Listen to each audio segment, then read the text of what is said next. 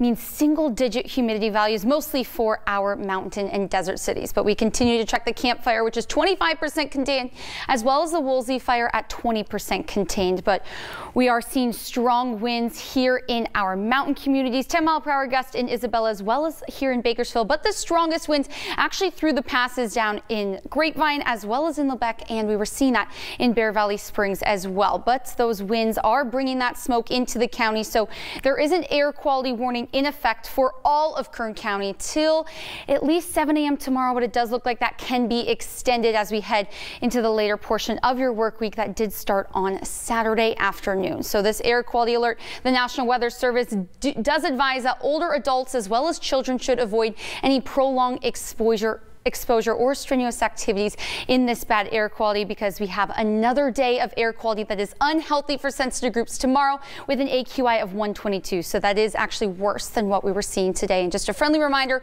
that there is no burning unless with a registered device. But those winds are going to be continuing through the early morning hours tomorrow. This is right around midnight, 30-mile-per-hour winds into Hatchby as well as down in Fraser Park. And you can see that that only continues as we head into the morning and afternoon hours tomorrow. But as for temperatures, well, some clouds are rolling in, so temperatures are going to be staying in the low 70s. That is still above normal for this time of year. We'll be up to 74 degrees on Friday and Saturday, and looking at 72 on Sunday, just in time for the Bakersfield Marathon. But we will be seeing these clouds continuing through the weekend as well as into early next week. The Kern River Valley will be hazy tomorrow with a high of 68, then jumping up to 74 by Thursday.